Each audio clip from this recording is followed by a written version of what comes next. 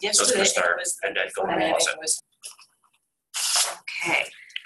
Welcome to our presentation on advancing an integrated vision that incorporates health outcomes into biodiversity conservation.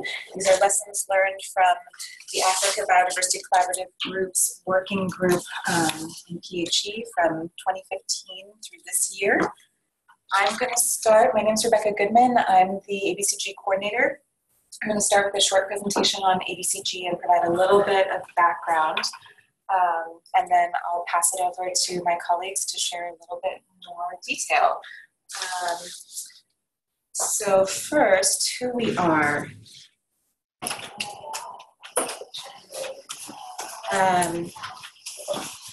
are a community of conservation practitioners who work together to share our experiences and translate our knowledge into practical tools and approaches in order to identify and address conservation challenges, inform policy, and integrate biodiversity conservation into international development agendas. Its core members are these: the African Wildlife Foundation, Conservation International, the Jane Goodall Institute, the Nature Conservancy, the Wildlife Conservation Society, the World Resources Institute, and our host here today, the World Wildlife Fund. Together, we are aiming to increase our collective conservation impact by advancing the understanding of critical biodiversity conservation challenges and their solutions in sub-Saharan Africa. And our mission is currently pursued within the context of 5 thematic activity areas: land and resource tenure rights, land use management, managing global change impacts on biodiversity, which is looking at the human responses of climate adaptation and how those are having an effect and impact on biodiversity. Global health linkages to biodiversity conservation, which we'll talk a little bit more about today. And a 5th area called emerging issues, which implements a small grants mechanism. And these are targeted 1-year projects that are occurring on a rotating basis.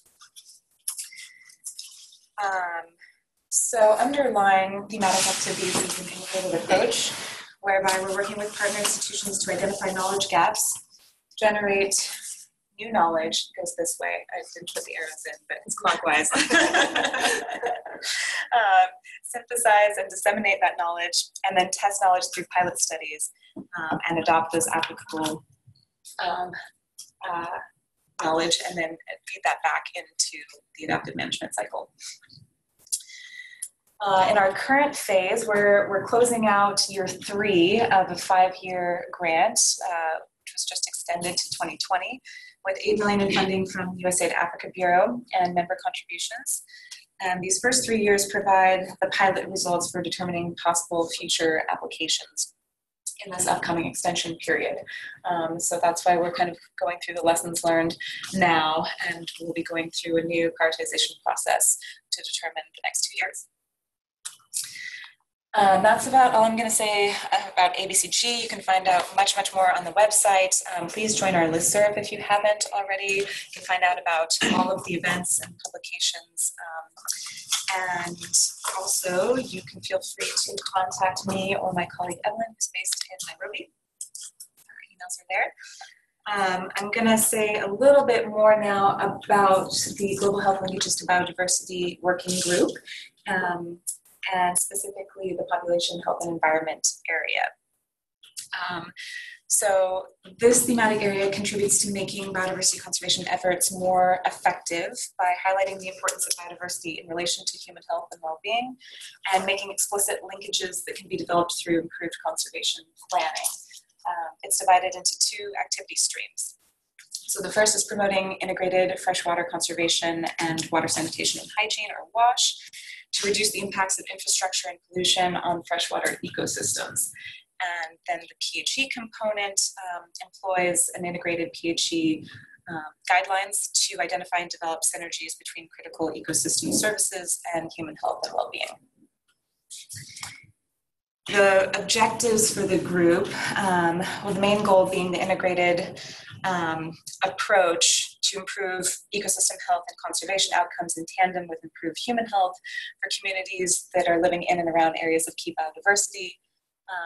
The specific objectives are to analyze existing projects that integrate population with other health and environment sectors, identify best practices based on the analysis for integrated projects at the regional and national scales, and then pilot test best practices on the ground and disseminate lessons learned. So here we are.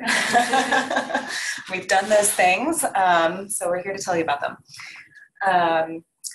So the main activities to achieve the objectives are analyzing integrated approaches and identifying best practices and promising approaches in the field through a comprehensive literature review and interviews with PhD practitioners and experts in the field. And then to pilot integrated approaches in 2 different geographical areas, and that's Western Tanzania and Southeastern Cameroon. So we'll hear about both those pilots today. And to explore effective approaches that integrate biodiversity with actions that contribute to improving global health. So a little bit on the literature review. The context for the review was that there were several evaluations and assessments that showed improved human health and biodiversity conservation outcomes using an integrated PHE approach, including sectors of health and natural resource management. And also through improved agricultural practices which promote biodiversity conservation, projects have attempted to reach food security goals, examples being market gardens, small-scale livestock production, alternative enterprises. And so we wanted to dig in a little bit deeper with those examples in mind to, kind of scan the entire field and come up with a comprehensive body of knowledge for what is in existence, what has worked, what hasn't worked, and try to draw lessons from that. So again, the purpose was to document best practices for integrating nutrition and food security interventions into existing PHE projects, and then to inform organizations of these approaches where they're seeking to improve ecosystem health and conservation outcomes, along with improved human well-being. And what we found was that generally there's a lack of integrated PHE projects which have measured and systematically monitored the impact of nutrition and food security on biodiversity health and health outcomes, and that there's a very limited set of projects or studies from which best practices can be drawn, to which PHE practitioners can strengthen food security and nutrition outcomes. So that's where the pilots come in. Just quickly, there were a number of recommendations that came from the literature review.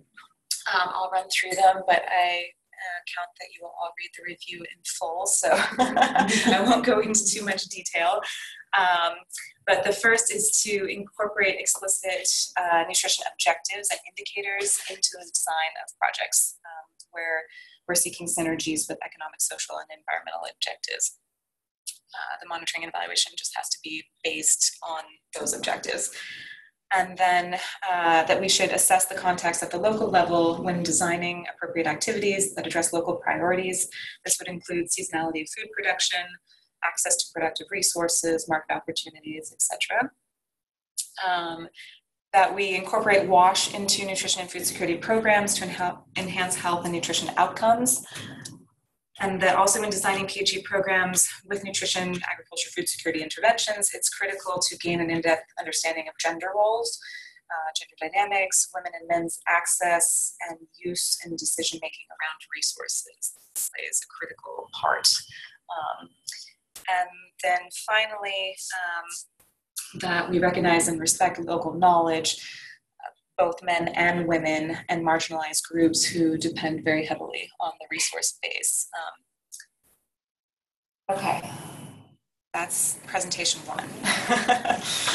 So with that, I'm going to hand it over to Natalie Simoneau from WWF to tell us a little bit more. And command center. Here's the presentation.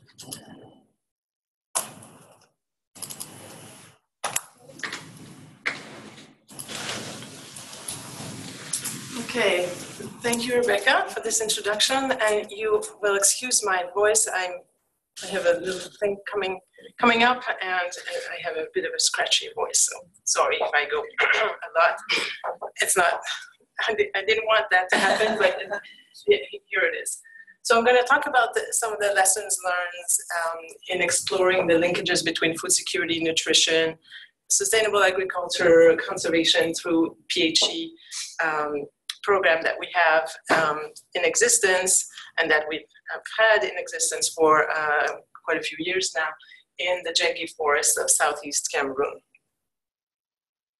So here's Cameroon, southeast corner is where the project is happening, and more specifically around the Lobeke National Park and the buffer zones of this park and communities around the park.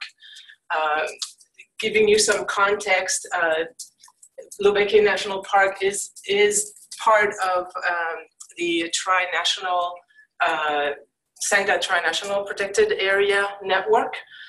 If we had a bigger map, we could see here that it's adjacent to Sangha Protected Area in CAR, and in northern Congo you have Mobale Ndoki Protected Area as well. So it's a network of tri-national brigade working on law enforcement and anti-poaching strategies and so on. You can see that this is a pretty remote area, but it's very high in biodiversity.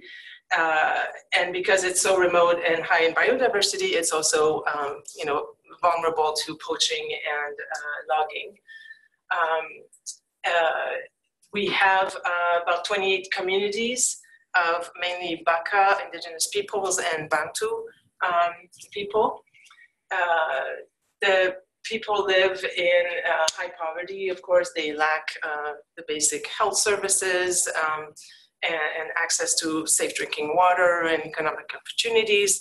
That is changing gradually because we are there with our partners working to improve the infrastructure, for example, for drinking water, access to drinking water and the wash infrastructure and so on, and also access to better health and so on. But we're not there yet. It's progressively happening. There are some forestry concessions around there. So where they are located, the villages around those concessions have a little better access to those infrastructure and benefit a bit more than the further away villages. So the PHE project and WASH initiatives also have happened for about 7 years or so in the Lobeke, around the Lobeke National Park, alongside our conservation program that I mentioned before with law enforcement and land use planning with communities and so on.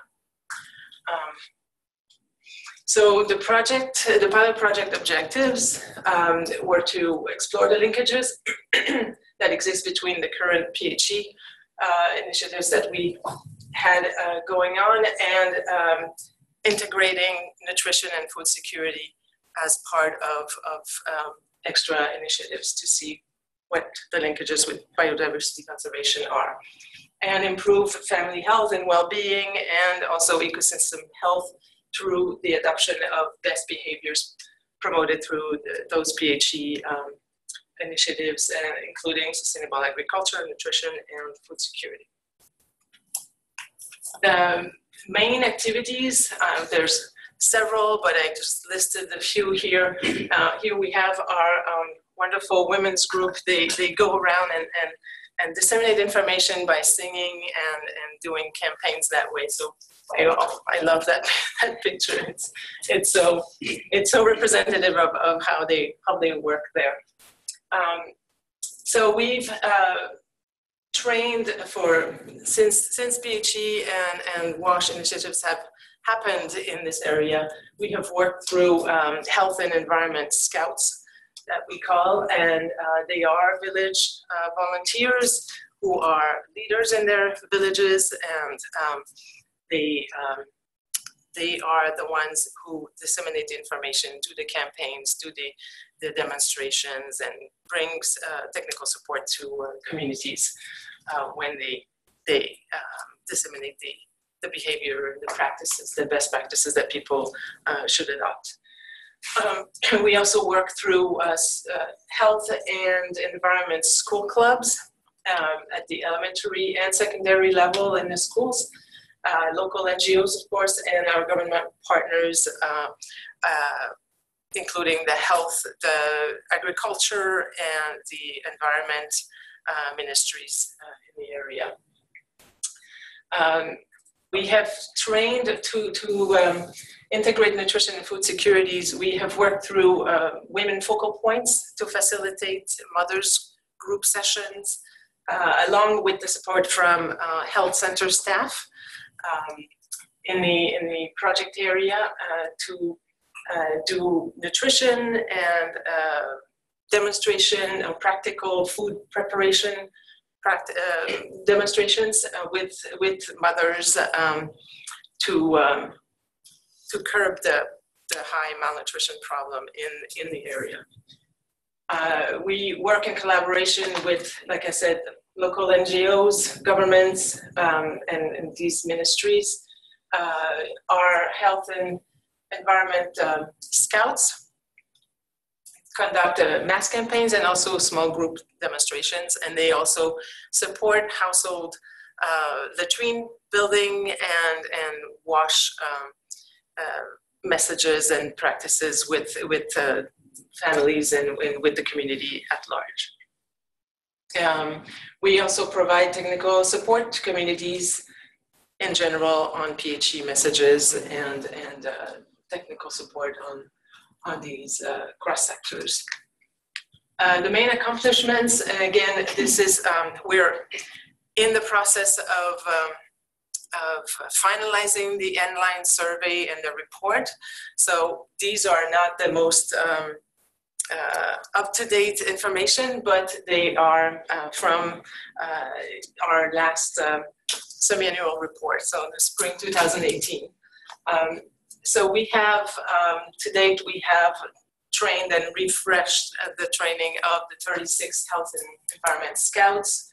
We have 30 plus school clubs that have developed an action plan on WASH, trained 30 women focal points on nutrition and food security, reached over 500 women to raise awareness on nutrition, feeding practices, food security, and like I was mentioning before, with like hands-on food preparation, demonstration and workshops. Conducted over 20 large-scale campaigns on integrated messages for PHE and best practices.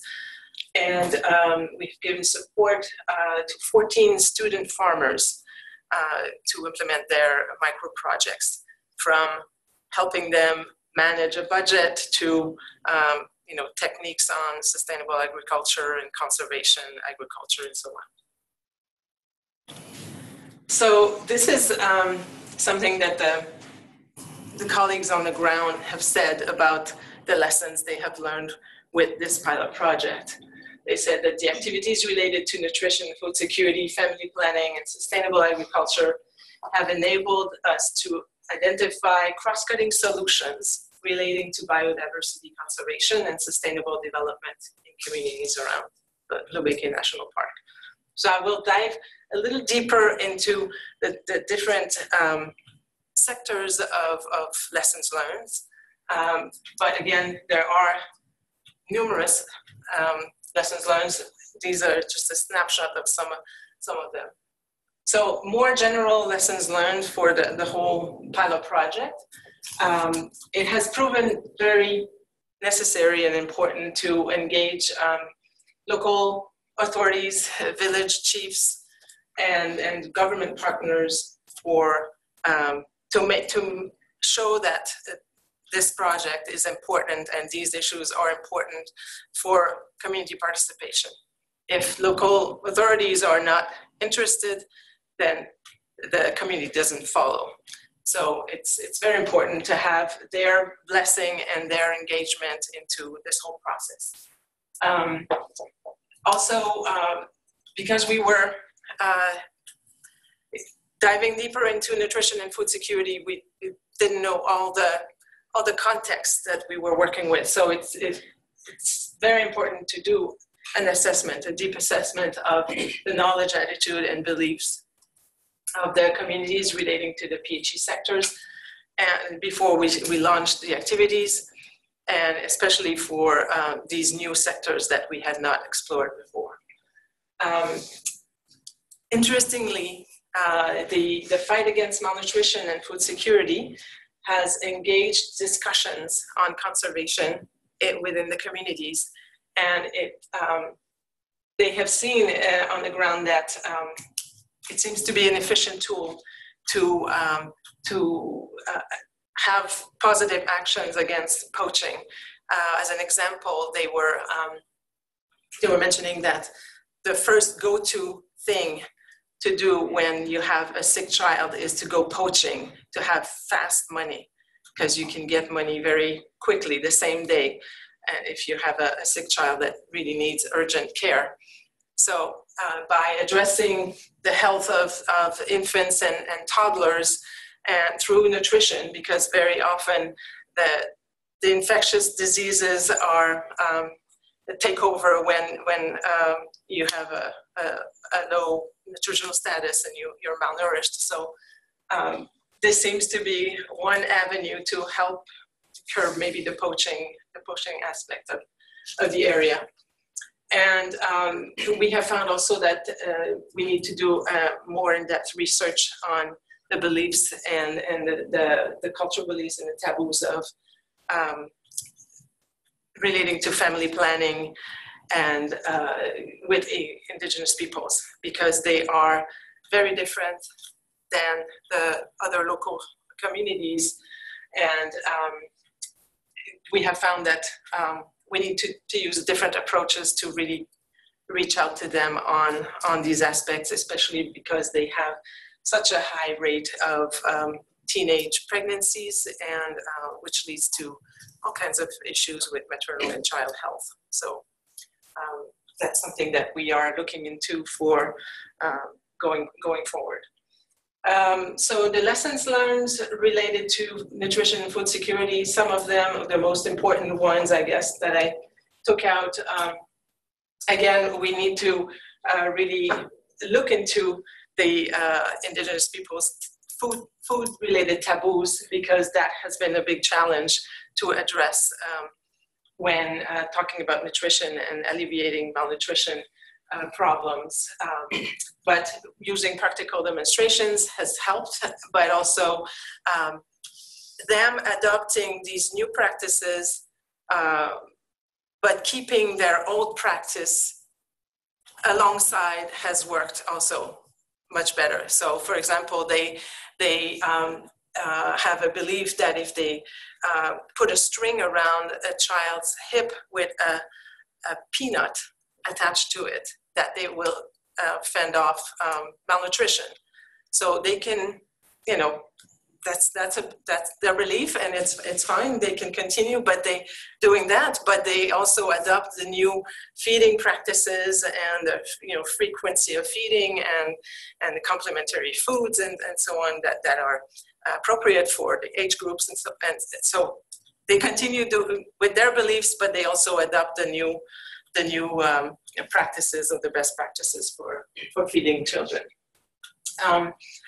The involvement of household heads, mostly men, in the area has been essential for nutrition and food security initiatives, and to make sure that these are lasting, and women are a lot more engaged and a lot more encouraged to participate and to adopt these new practices when the head of the household, the husband or the father, is involved in this whole process.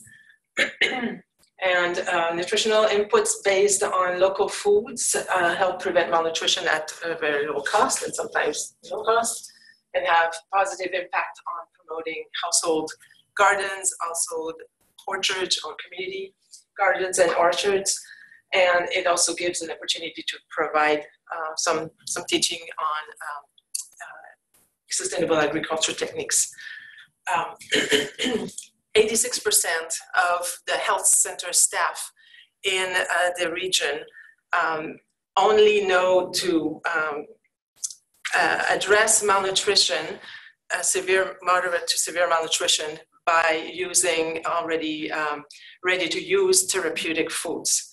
So by including them in this, in working with mothers and with women, and with the chief medical officer of the district, it has improved their knowledge as to using local foods to actually prepare foods to cure or to improve malnutrition and malnutrition status. Lessons learned relating to sustainable agriculture. We have found that really targeting with women's interests and building their capacity in sustainable agriculture, agroforestry, small animal husbandry, and improving their entrepreneurial skills has helped promote their empowerment and also their engagement in the whole process of natural resource management. Another lesson is that using improved corn and soybean cultivars progressively promotes off-season crops and diversifies sources of income, which in turn is another way to help alleviate poaching problems that relate to the lack of livelihoods opportunities or economic opportunities in the area. And promoting youth initiatives through those micro projects and involving the student farmers and involving them also in the whole food system has helped this, to engage the youth, and we need to do it more, because that was a small group of youth. We were testing this approach, and it has proven to be successful because they are actually very dynamic and interested in learning and going after those economic opportunities, and they are the leaders of tomorrow. So we need to include them. And that concludes my presentation, and I will pass the clicker to Kimberly. Thank you very much. Thank you.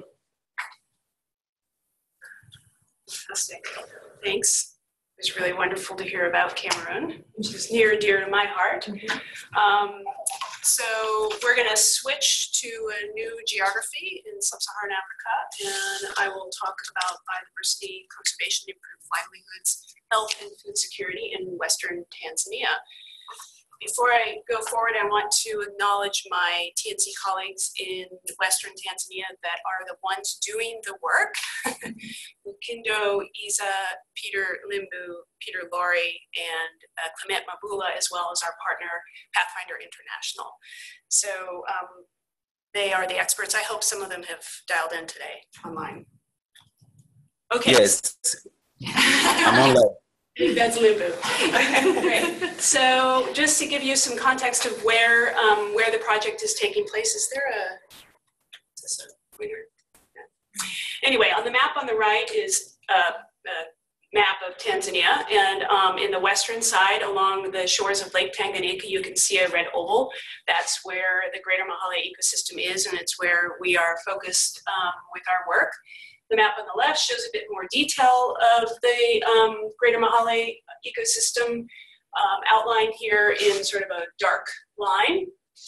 Also notable on this map that's not within TNC's work area is the Greater Gombe ecosystem, which is where the Jane Goodall Institute is doing their field work. And I know Alice will be talking after me. I think she'll be focused on the PhD network in Tanzania, but just want to point that out to you. So why is the Greater Mahale ecosystem such an important place? Well, it's one of 34 global biodiversity hotspots, so it is a global conservation priority for many, including for the Nature Conservancy. The region supports over 250 species of endemic fish, and is home to 93% of Tanzania's chimpanzee population. The Lake Tanganyika also contains 17% of the world's fresh water, which is a lot. And I think it's the second largest lake in the world, and it may be the longest lake. The lake also is a primary source of income and supports 60% of the protein for local communities. So it really is a critical ecosystem, both for people and for wildlife. So what are some of the threats and challenges in the region? Unfortunately, majority of the region is unprotected, which means that 75% of the chimpanzee population is actually living outside protected areas. The communities tend to rely on unsustainable fishing practices that are dominated by open access fishing and unsustainable agricultural and farming practices, which have impacts on the lake and the landscape. There's inadequate access to primary and reproductive health services, which combined with a rapidly growing population and very few economic opportunities for families is not a great combination. There is weak local governance and low literacy rates. And all of these threats are exacerbated by climate change, of course. So there are many threats, but we are, like Natalie and her crew in Cameroon, making some progress. And so I want to put this a little bit in the context of a bigger project, the ABCG PhD task work that we're doing. The Tuungane Project is a broader long-term project. Tuungane means let's unite. It unites the Nature Conservancy, Pathfinder International, district governments, and local communities into an integrated project that simultaneously and holistically addresses complex issues of population health and environment. This community-based project empowers communities to create healthier families, forests, and fisheries in the greater Mahale ecosystem, which I'll call GME probably here and there. The goal of the project, the goal of the Tuungane Project, is to conserve the GME as a diverse, functioning ecosystem that sustains healthy and resilient human and natural communities. And the map on the right shows the project area with all of the villages that we're working in. The majority of them are along the shores of the lake, but some of them are inland as well, surrounding Mahale Mountains National Park.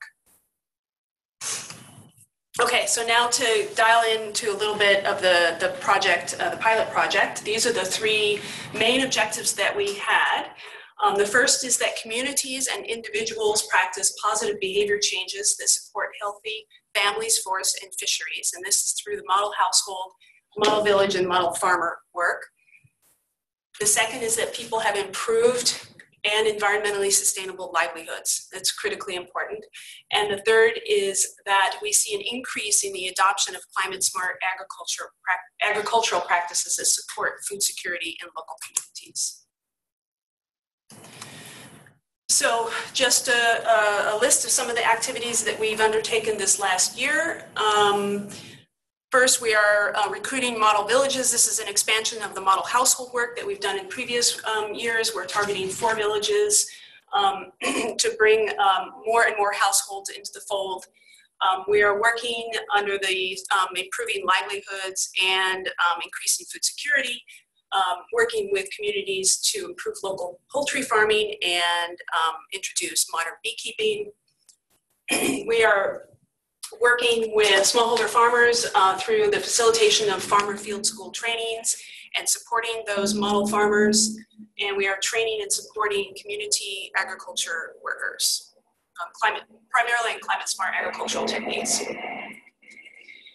So now I have 3 slides to just kind of go through some of the results of this last year. Under the model household and livelihoods components, in one village, Nkwankwa village, we have registered 413 model households, and that's a much higher number than our initial target of 300.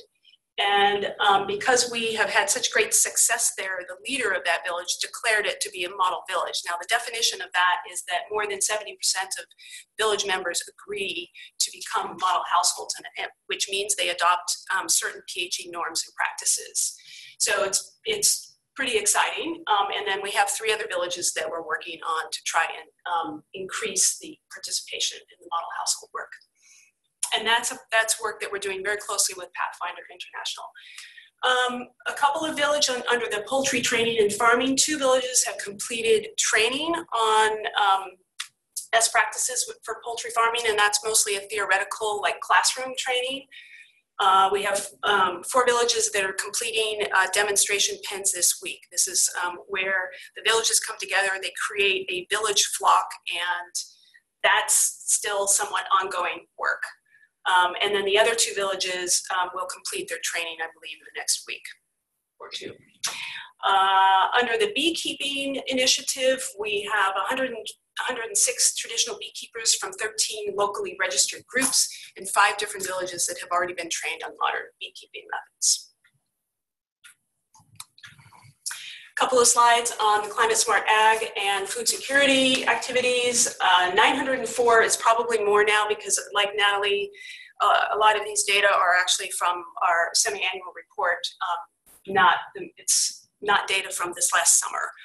So we probably have more farmers that have been trained, but at least 900 farmers from 16 different villages have been trained in climate smart agricultural techniques. And what's really exciting is that 39% of those trained farmers have been shown to actually adopt improved agricultural practices that are smart when it comes to climate change. And then under the model farmer support, farms that have received, we found that farms that have received agricultural inputs exhibit better crop plant stands than farms that use conventional inputs. This is important because this encourages climate smart agricultural adoption techniques, the adoption of and the hosting of field school demonstration plots. So it brings those farmers into a more collaborative work plan.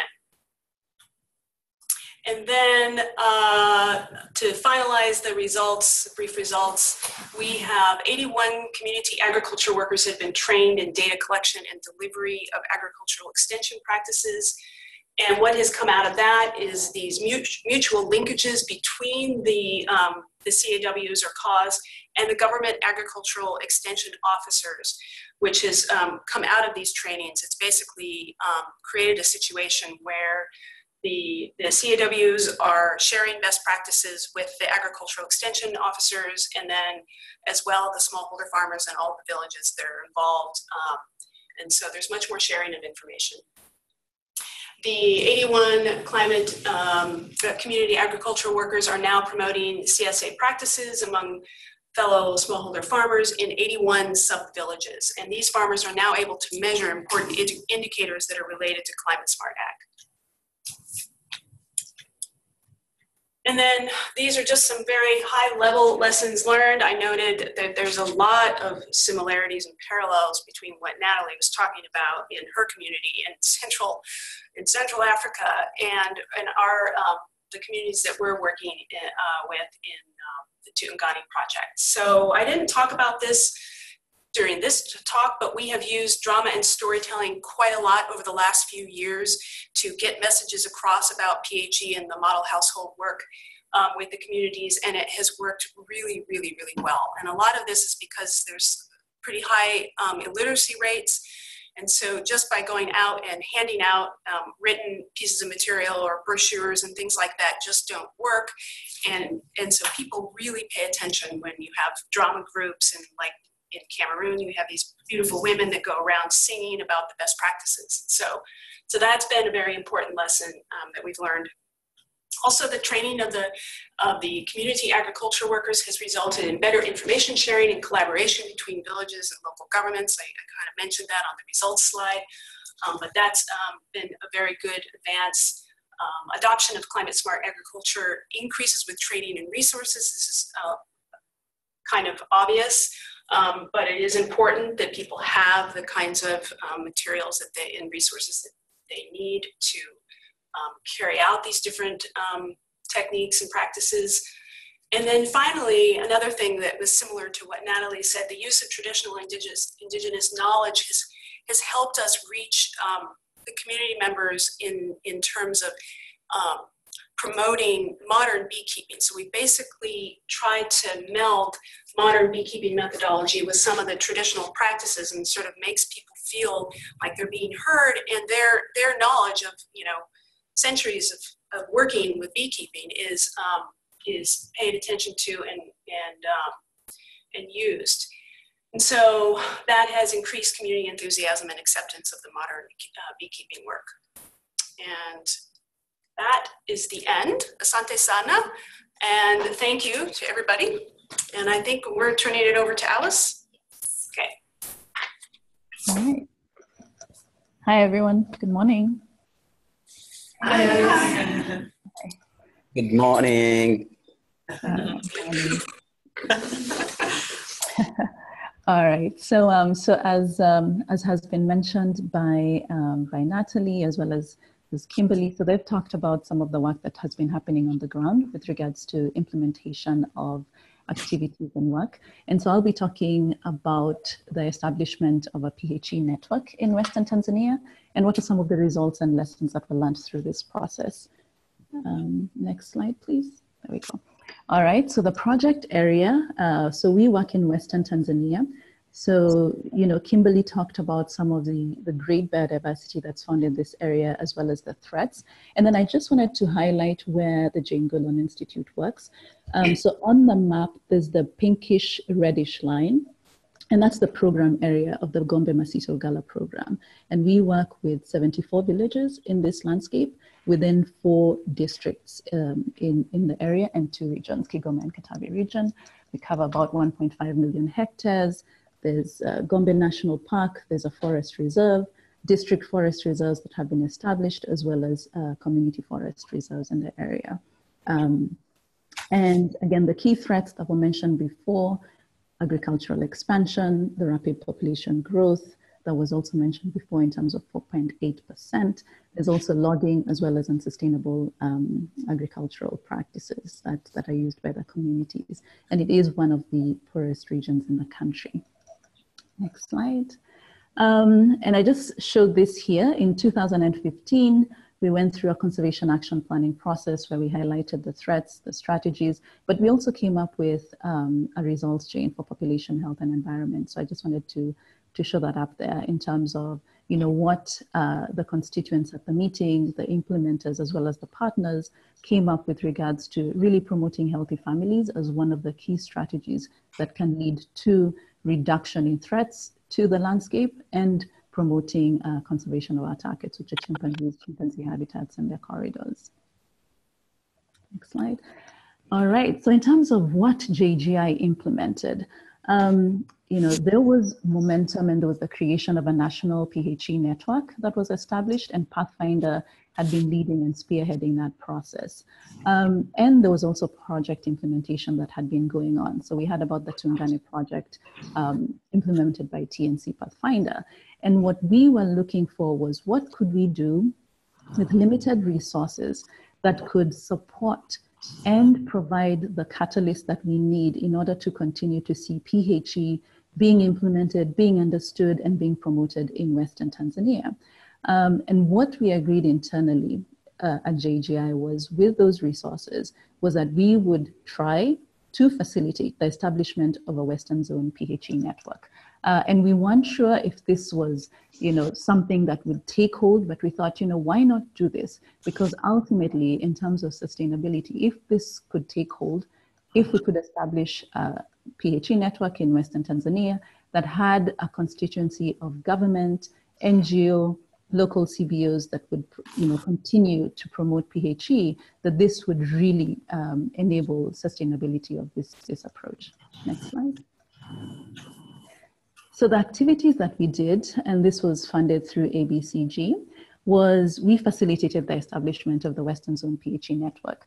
And we worked with the national coordination team, so the steering committee, and they came out to Western Tanzania and conducted training and really built awareness on PHE across government sectors. So we had representation from NGOs and NGOs that had been implementing PHE and others new to that terminology, like Caritas or PTC, and now they're called Enabel, some of the Millennium Villages projects. So they attended this training to really understand what PHE was, how different was it from what they were doing, was it similar, and then ultimately really coming to an understanding and saying, okay, we would like to actually establish a Western Zone network that consists of these individuals. And then we also worked on sensitization and education efforts. And this was both within institutions. So once the network had been formed, there were champions within that network from the government as well as the NGO sector that would go and work with those institutions, provide support, and make sure that some of the action plans that had been established were being implemented. And then we also provided specific training, district leadership, and this was from the management council teams in Kigoma, Mpanda, and Simbwe and Uvinza districts. And so again, we felt that this was really crucial in terms of getting a constituent within the district. So not just the health officers or the environmental officers, but bringing everyone who's responsible for leadership in those districts together to understand and to hear about what PHE is. And then we also had PHE knowledge, learning and exchange visits. For this, the team actually, the first visit went to visit the Tuungane Project, which was really exciting because again, it brought together individuals from the network to go see on the ground what this looks like. And we also brought community health workers or CBDs who are champions in our work area to go and see what was happening within the Tuungane Project. So it was a really good way of learning and exchanging and seeing how things are working on the ground and how we could even make them better. And then the other activity that we did was to convene a PHE strategy validation workshop. And so at the national level, they had come up with a strategy for PHE. And so what JGI did was to convene a meeting in Western Tanzania where the national team could come and present the strategy that had been developed, get feedback from the Western Zone participants, and then that could be used and infused in that document to make it better, or really to show the links with regards to what was already going that promotes and gives synergies to that document. And then the last activity that was done was also participating when that document for the national PHE strategy was being presented to lawmakers in Dodoma. Next slide. So in terms of the lessons learned, the establishment of the Western Zone PHE network, it actually took place at a very, very critical time, I believe, because during that time, the team, the national strategy was in development, the teams had been in place, but there was, they needed, I think, some momentum. Some momentum was needed in terms of funding and really getting them to the field and to talk about this work so that it could be, they could also be promoting this work and seeing how it could be really linked to the national level work. And so that's what happened in terms of making sure that the national trainers and the national facilitators came to Western Tanzania, talked about the strategy, talked about PHE, how they saw it moving forward, how the district could also be involved in this. So it really provided an opportunity and energized the whole process.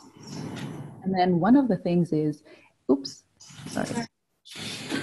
Exactly. So then one of the other things, it also supported adoption and implementation of a national PHE strategy, because now what was happening is that the links between what was happening on the ground and what was intended as part of the national PHE strategy, there were clear linkages. So for example, there was issues with regards to broad sensitization on PHE. Well, that was already happening from the networking, from the network. And so really seeing how these two were linked together and how the work on the ground could actually mobilize and energize some of the work at the national level. And they could use that as an example of how different regions in the country could act as catalysts for this work.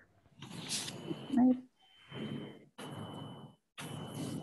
All right, and then the next lesson was importance of having champions for PHE. So at different levels. So we had the national level in terms of, the strategic plan that was being developed, but now we also had champions at the district level through the zonal network. And then of course we have the champions of the community level. So we were talking about, the communities that we work with, the individuals, the community health workers, the forest monitors we work with, who adapt this model and implement it on the ground. So it's really key to work in multiple levels and to ensure that you have champions on those levels so that they continuously talk about PHE and integration and what it means to them. The other thing was that also an understanding that even with little investments, PHE efforts can continue to persist, especially if the government promotes them. And so this is one of the things that comes out as a lesson. And even from the discussions at the district level, they also saw the importance of looking at things from an integrated level and understanding that they could also be talking about PHE, whether or not there was a donor in the room. They should be able to talk about, you know, health, talk about environment, and bring their resources together to make sure that, you know, when teams are going into the ground, they're working with each other. The other thing is the next one was also really important because during the training that was had with the district departments and the management castles, this was one of the things that they reflected on. They said that they also operate in silos, in major silos. So even if one department, for example, has money and they're going out to the field, they don't necessarily take another person from another department to go on that field trip together. And so really looking at how they can also work more integratedly to make sure that the day-to-day work planning and impact of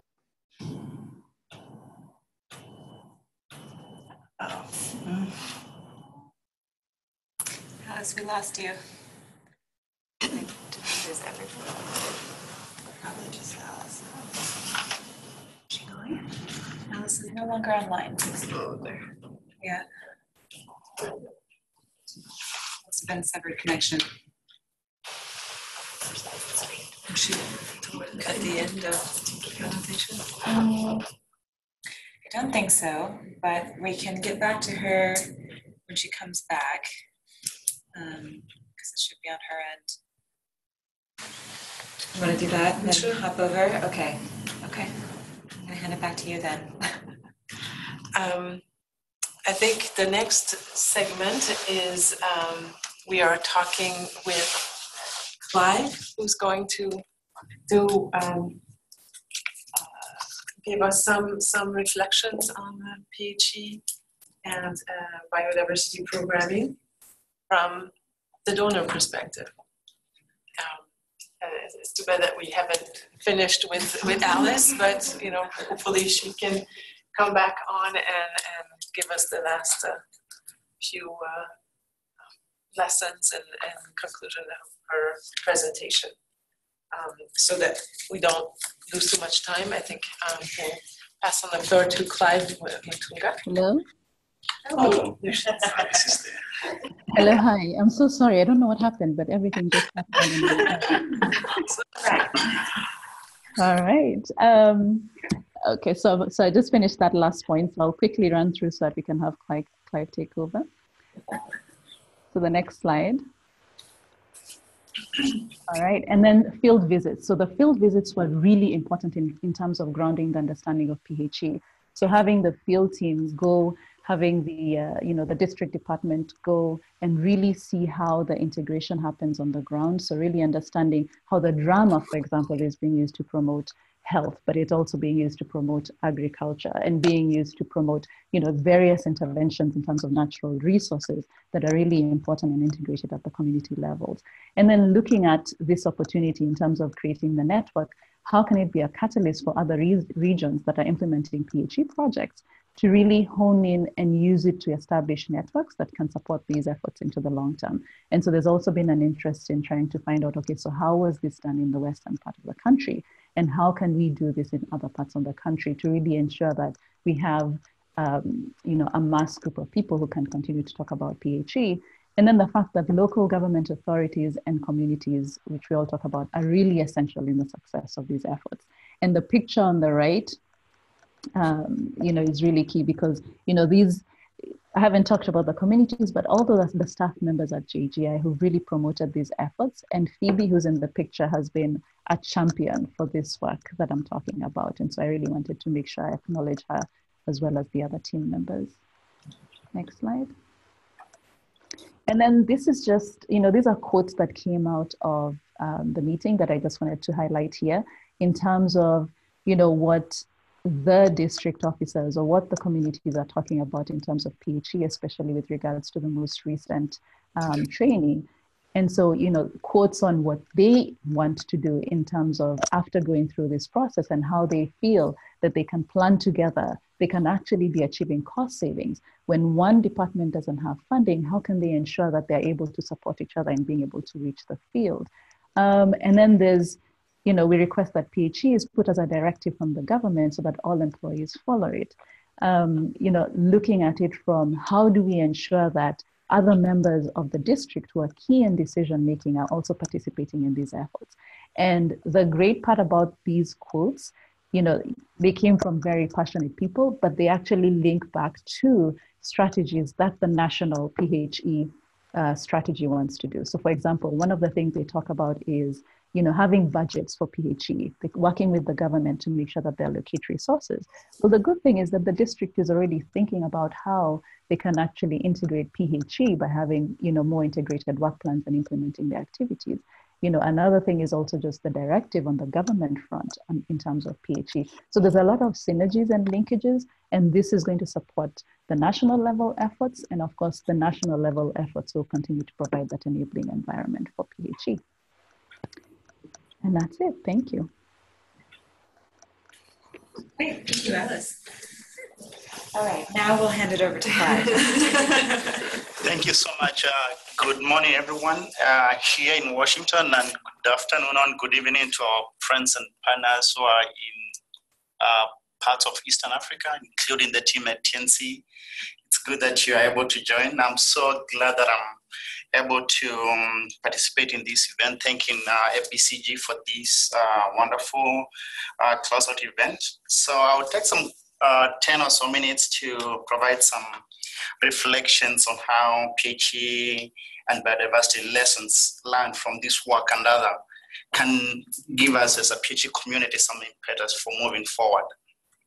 Just to remind all of us that USID has had a long-standing support for PHE, which began like in the 90s when integrated conservation and development programs started recognizing how there's an important intervention for conservation and development.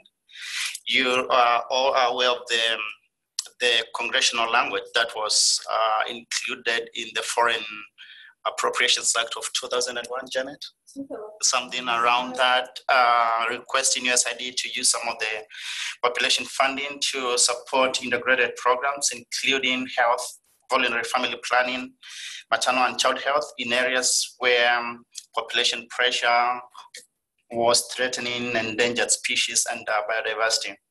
So since this time, we've seen USID support PHE in three main areas. We've seen the support for PHE go to demonstrate global leadership to support worldwide PHE agenda. The work has also been supporting the generation, communication, and dissemination of knowledge to improve the understanding of PHE linkages in new and primary audiences. We've seen some of that communicated by Natalie, Kimberly, and Alice today from the work ABCG has been doing since 2005 to date.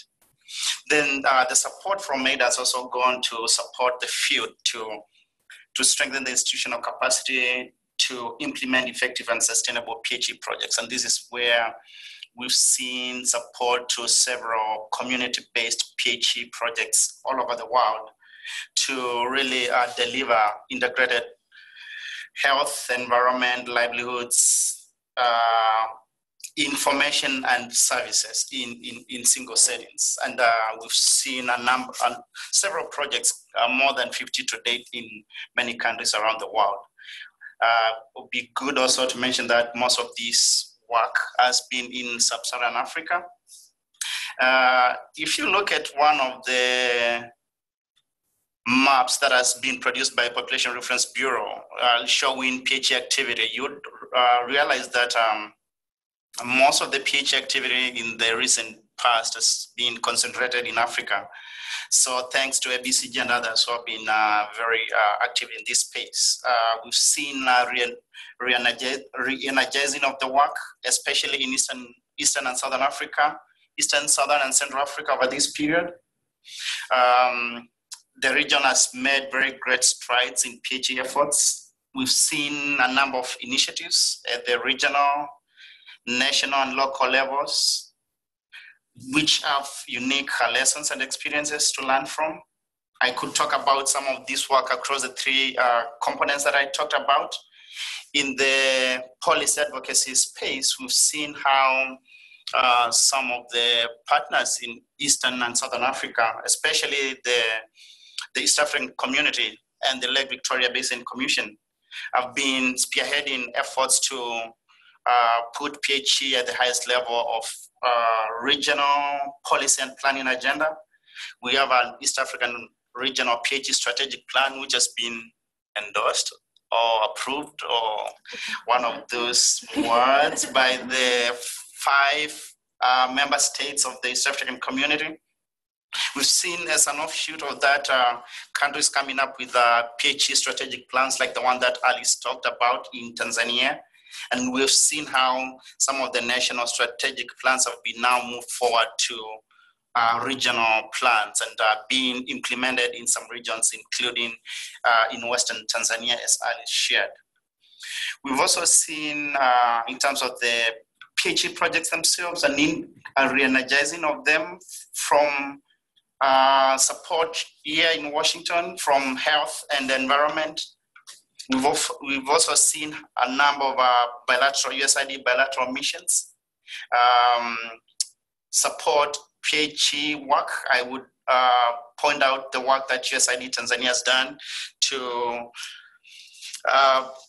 support PHE projects across the various landscapes, from Western Tanzania, the work that Kimberly talked about in Tuungane, in Western Tanzania, in the greater Mahale ecosystem, to the work that Jane Goodall Institute has implemented in the Gombe ecosystem, to work in the northern rangelands of Tanzania.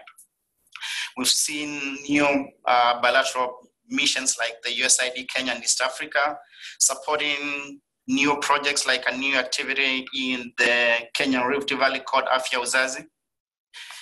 Outside the Eastern Africa, we've seen missions including Madagascar, Mozambique, support work, especially Gorangosa in Mozambique, work in the Madagascar through an activity called Community Capacity for Health, which is working with the Madagascar PHE network to advance PHE work in Madagascar. So I could go on talking about a number of these efforts, not to forget a big project that had been supported through USAID, MacArthur Foundation and Packard, as well as Barr Foundation, called the Health of the People and Environment in the Lake Victoria Basin, which was recently evaluated, and I would encourage those who have not had a chance to look at the external evaluation to do so, to see how the activity was able to contribute to a number of sectoral benefits as well as a number of value-added benefits. Then I would want to talk, then I would also mention the new donors in the space. We've seen how within the region, we've not only the traditional donors who have supported PHE, but also newer donors. We've seen, for instance, the Danish Family Planning Association support a project in the Lake Victoria Basin, Pambazuko. We've seen newer donors, especially in the Hope LVB project, that we're able to support some policy advocacy work. So this is a good sign to inform our future PHE work in the region. I would like to talk specifically about the contribution of PHE projects to biodiversity benefits, and that would also include food security and nutrition, which was highlighted by the work ABCG has been doing. We've seen how implementation of some of the PHE projects, as well as some of the operational research and evaluations that have been conducted, have reviewed not only the biodiversity specific results and outcomes, but also the value-added benefits, which also contribute to other sector benefits. We saw the work that Population Reference Bureau and Population Council did about 3-4 years ago, showing the impact of PHE on PHE projects on a number of sectors. And the report was able to identify, was able to review several projects, around 30 to 35 projects, PHE projects implemented around the world, how they were able to contribute to some to various sector and value-added benefits. One of the section was on biodiversity and natural resource management, and there was also a section on food security and nutrition. We've also seen recently work by Measuring Impact, one of our partners with the Forest and Biodiversity Office at USAID, look at how PHE work has contributed to biodiversity benefits. And one of the common thread around this work is one of the pathways through which PHE projects contribute to biodiversity and resilience is through natural resource management. But one of the things also that came through in the first presentation is how there's very limited from the PHE projects to show how the project activities are actually contributing to biodiversity and food security.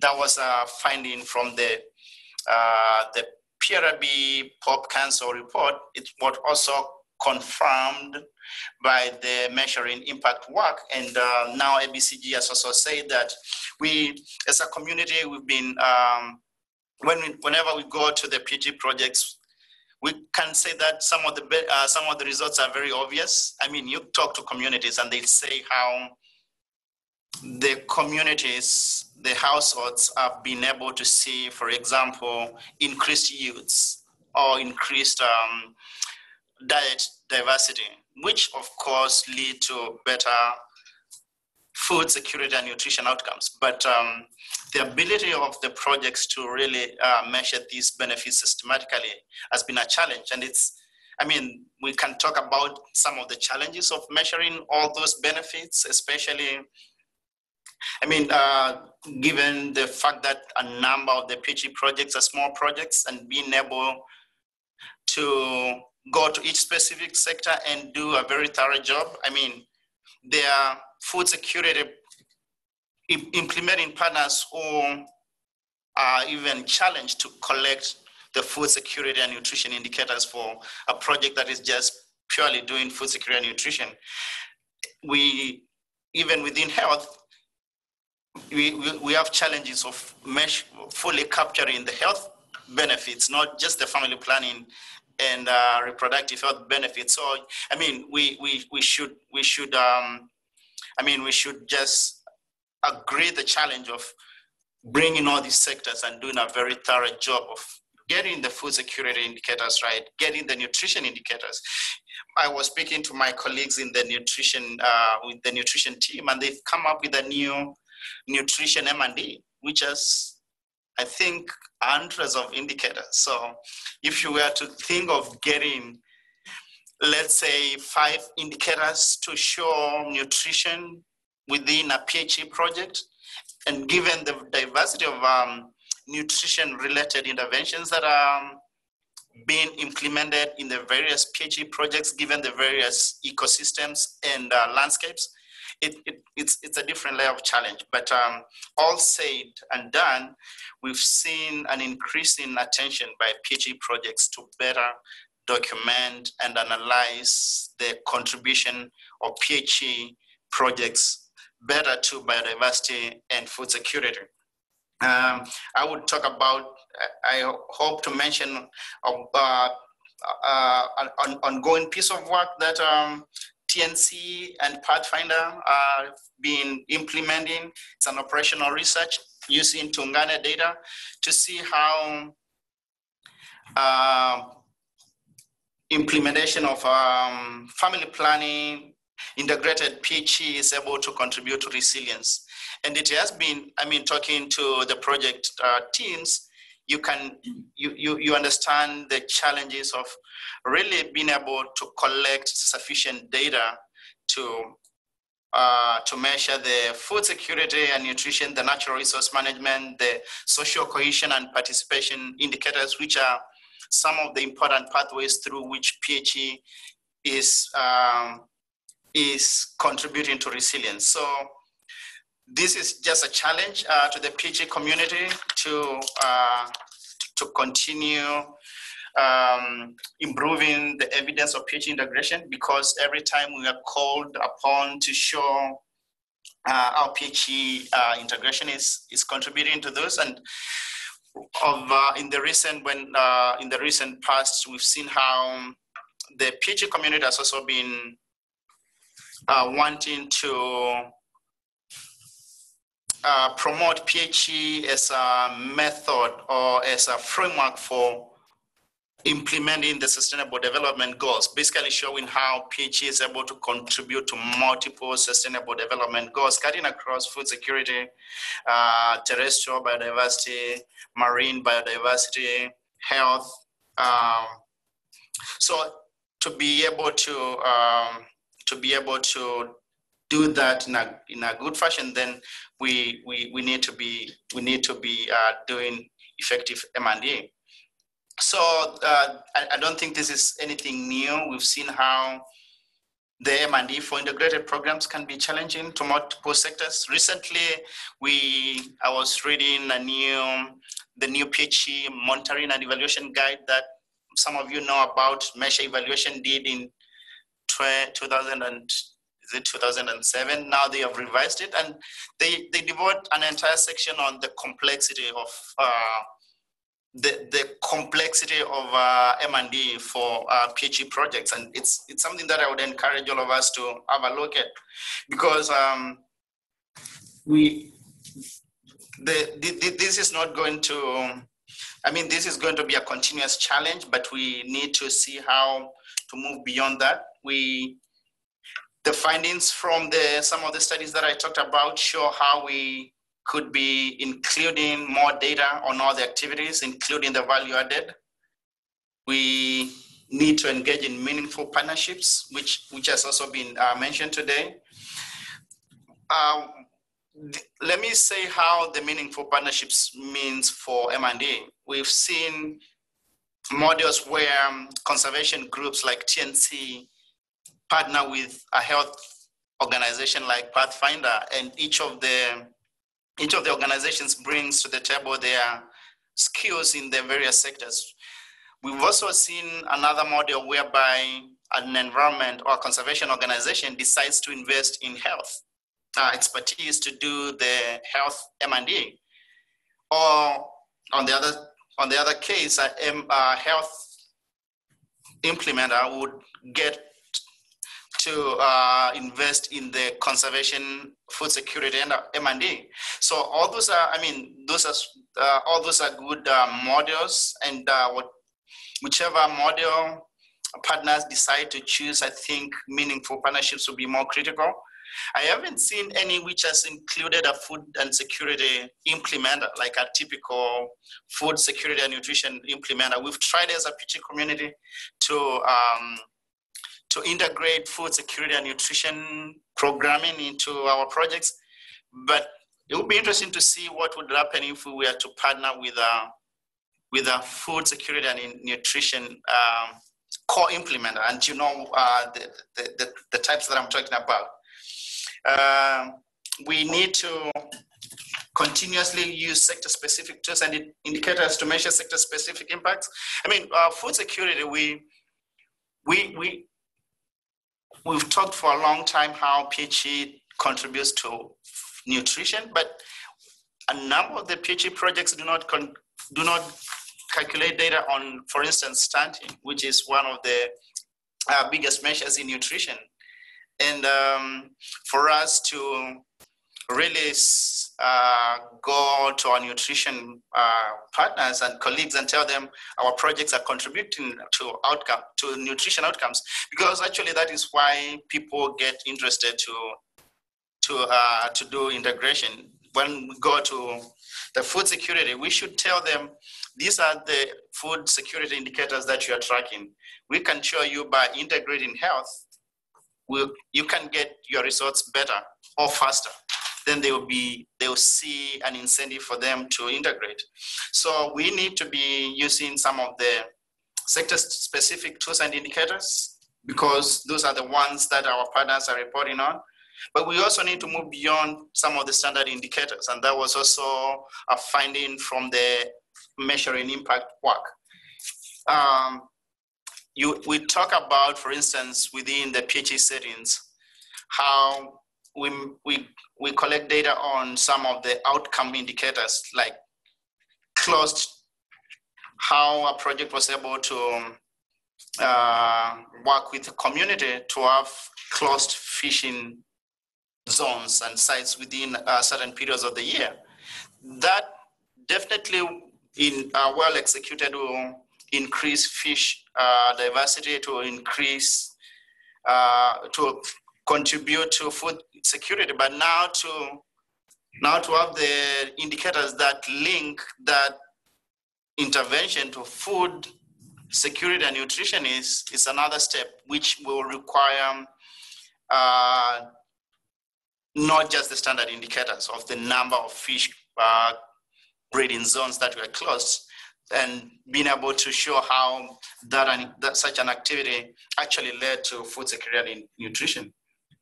So that is that's my those are my remarks on the M&E.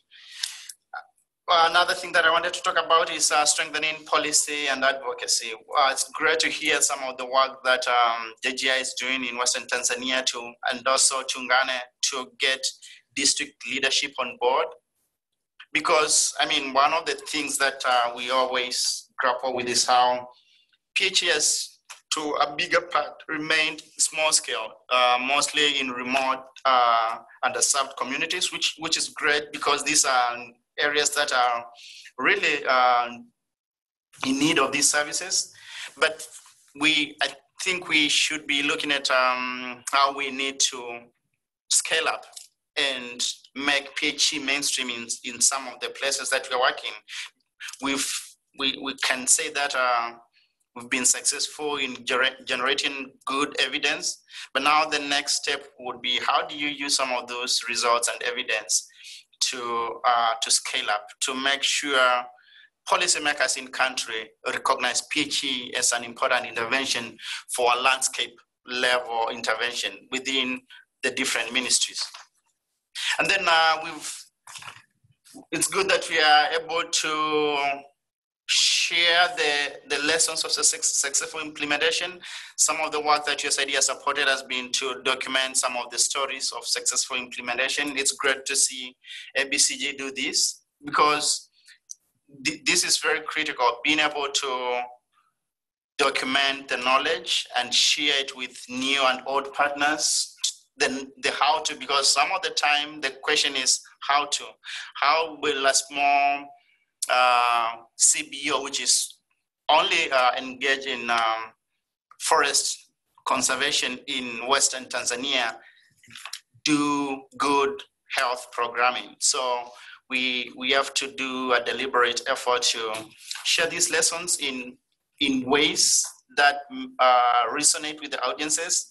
Good point that was made by Kimberly about the different media of communication to communities. Sometimes, I mean, it's not the policy and issue briefs that will make a lot of sense to some policy or decision makers. In some communities, the role of drama, which I have had the pleasure of participating in Tuungane. I mean, going for the campfires at night was one of my best moments in Buhingo. So I think also documenting how, for instance, the role of drama. I haven't seen any documentation, like even a commentary on the role of drama and in promoting community engagement in integrated activities. So I think we should be thinking of ways on how better to really continuously show how PHE is contributing to to sectoral and value-added benefits. As I finish, I also wanted to mention some of the key pieces. For instance, the youth. We've talked about how PHE contributes to youth engagement, how PHE contributes to women empowerment. I would challenge the PHE community to better document this as well, because we always see the photos of women we've spoken to. We've seen the young mothers clubs in East Africa who are so eloquent and who are very powerful leaders in promoting change.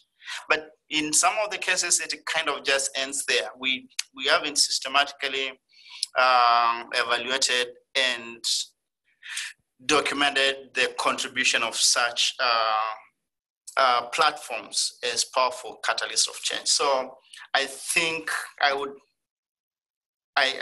end by saying that PHE has been energized in Africa, more so in Eastern and Central Africa, and it's great to see the growing interest among donors. Like I mentioned, new donors are the non-traditional types. Several USAID missions supporting it, and also governments, because national governments, both the national and sub-national, will be very critical to ensure sustained and scaled up PHE work. It was great to see how some of the PHE projects, for instance, Hope LVB in Kenya and Uganda, were able to get very high level local government. For instance, in some counties in Kenya, we saw the county government coming up with a PHE budget line. So to the point where we can get more governments, local and national, to own up and support PHE, I think the better for all of us. And just to say thank you to ABCG for the great work and for inviting us to be part of the lesson sharing lessons. Thank you, Clive. Thank you. Okay, so everyone, we've got about 10 minutes for questions. So I want to take them first from those folks in the room, and then I'll open it up to everybody online. And if you can just let me know if you have a question, and then I'll unmute your microphone for those online. But anyone here first? Natalie? First, I just want to say that this is really exciting to see this all come together, and to be able to hear the results that y'all have been working on for so long, particularly from my perspective. So thanks. And I have a ton of questions and comments, but I will follow up with most folks individually. But I did want to ask a general question. I think this is probably mostly for Natalie, looking at the food security and nutrition side of the work that you all did. You know, I recently went to a training on food for peace, and one of the many things that they talked about was the ready-to-eat therapeutic foods. And so I was curious about the linkages that you all made between, whether it was, linkages between your programs and activities here and others that USAID and other donors are supporting in the field, whether it's linkages with implementers that are out there, or top line USAID goals when it comes to food security and nutrition. So I will stop talking.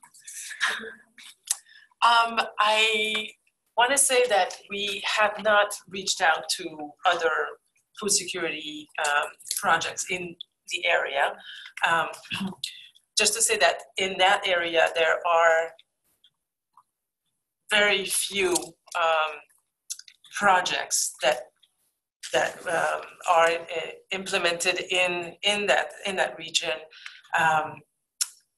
In all the sectors, there's definitely the conservation actors there mostly, and there are some Catholic missions that have hospitals, private hospitals that cater to the villages around there, but that's about it. So I, working with the health sector, government partners in the area, was very beneficial, I think, for us and for them to also come together and really understand what are the needs of these communities and why are people not reaching the health centers to for their malnutrition issues with the children. And so we found out that really the health center staff don't really have the capacity and the training to go beyond providing which is, the costly therapeutic approach, which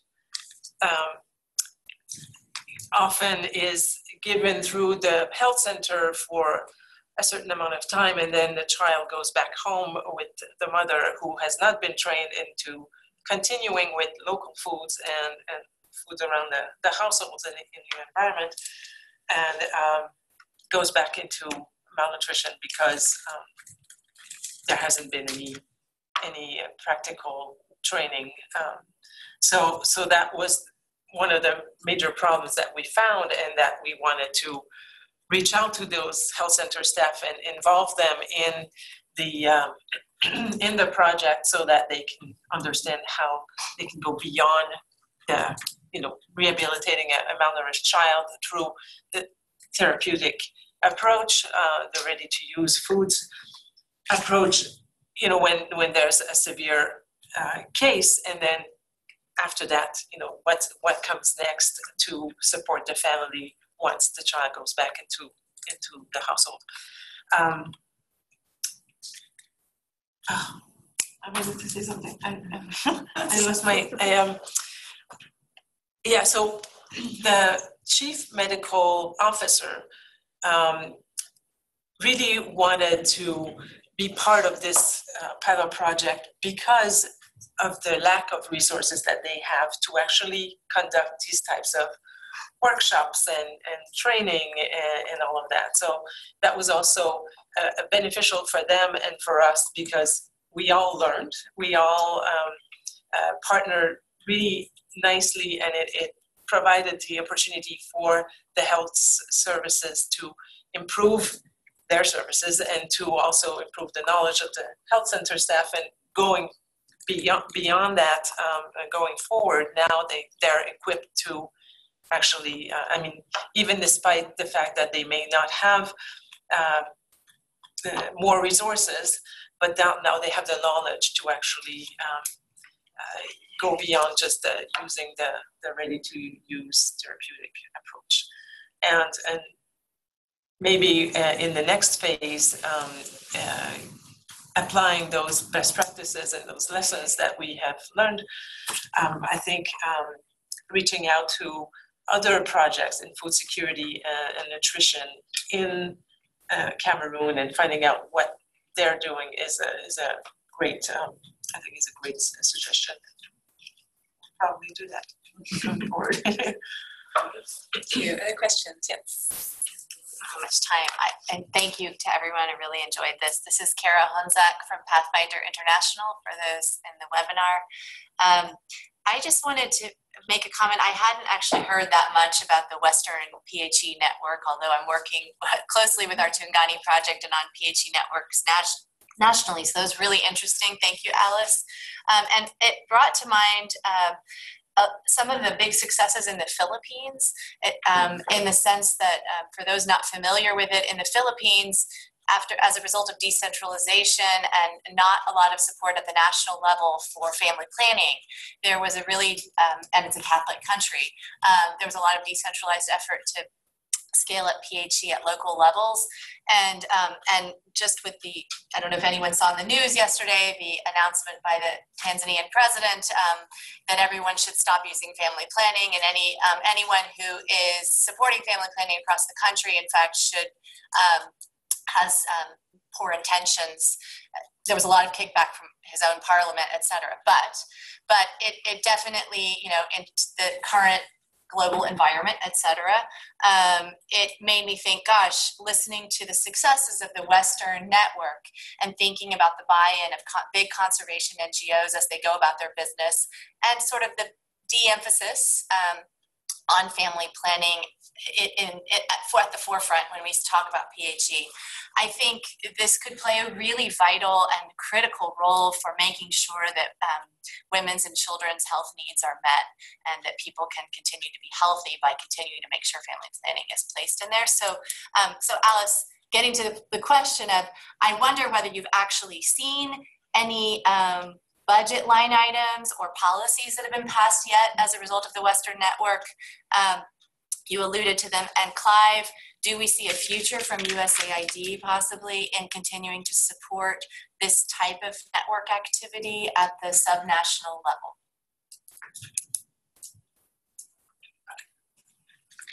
level? Alice. Yeah. All right, I can go first. So in terms of the allocation of the budgets, like I mentioned in the first, Kara, thank you so much for your comments. I think that was really great, and also hearing the Philippine experience and how that might possibly or potentially play out in Tanzania as well. So with regards to the budgets, at the district level, not yet, but I think it's something that even though the funding may not necessarily specifically be allocated for PHE, there is a lot of interest, there is a lot of buy-in to the integrated nature of the work. And so by making sure that there's integrated work planning, even if there's no funding necessarily allocated, they will be able to make sure that there is integration. So if someone is going to talk about health at the village level, they would, at least if this works out as planned, they would be able to reach out to colleagues who are working on agriculture or other activities to see how they can all go together. And so in terms of really looking at ways to be more efficient with regards to the resources, but also supporting some of the other offices within the district that may not necessarily have the budgets, as large of a budgets to go out. So in terms of the budget allocation, that's my comment at the district level. At the national level, not yet, because this work has just begun. And and maybe Clive can talk some more, but with regards to those conversations, at least seeing the notes from the meetings that took place, is that so the strategic planning process or that strategic document would still sit within the Ministry of Foreign Affairs and East Africa Cooperation, but they hope that the implementation would take place within the local government. But no funds as of yet, or that I know of, have been allocated specifically to PHE by the government. And maybe if I could add, I know, for instance, the PHE National Network in Kenya has been able to work with the National Council for Population and Development, and I think they do have a budget line for PHE, and hopefully some of the national level PHE budget lines would trickle down to sub-national. I think this has been the vision that USAID has had, supporting national networks. Eventually they would be more kind of self-reliant. They would work with because their role is really to work with national policy makers to create a favorable PHE policy and funding environment. So hopefully that will trickle down into some of the regional networks. Kara can talk about the vision of support for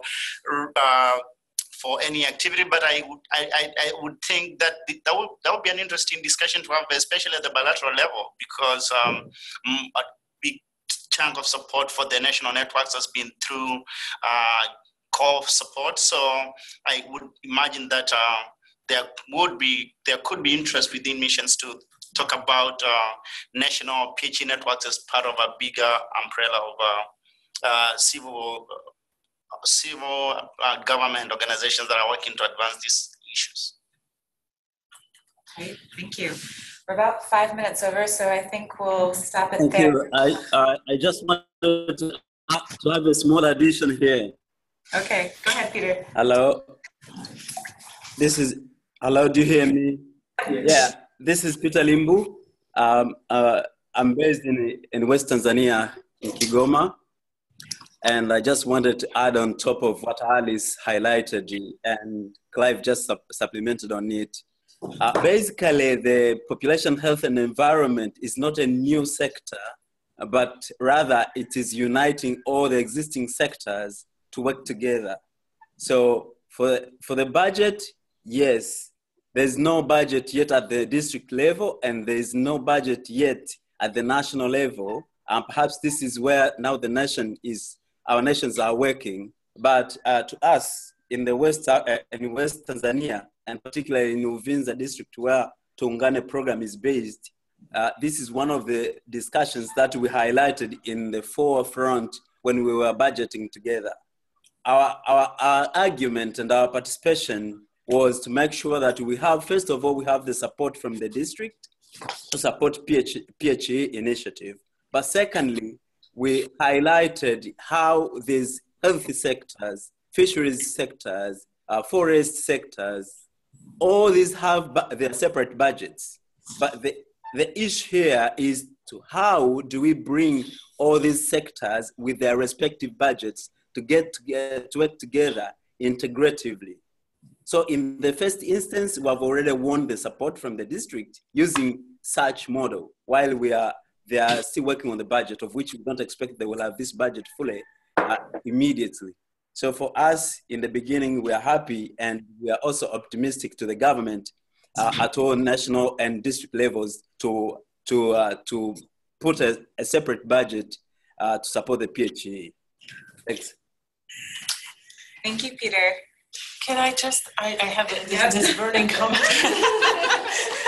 I wanted to give you a little bit more information, Clive, when you mentioned that many PHE projects, when they include food security and nutrition, they don't really go deep into the indicators and really look into stunting and the rates of moderately severely malnourished children and how they are rehabilitated and so on. And I want to say that we have done that in this pilot project.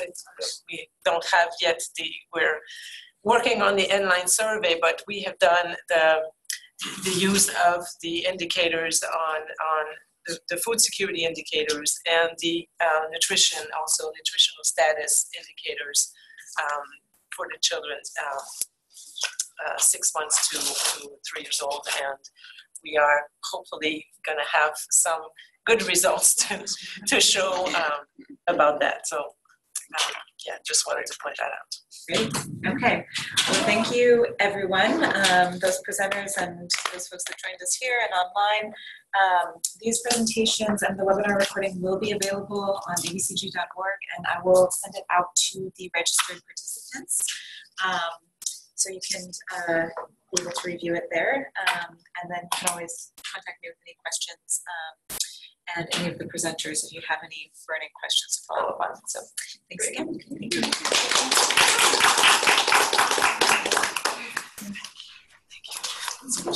you.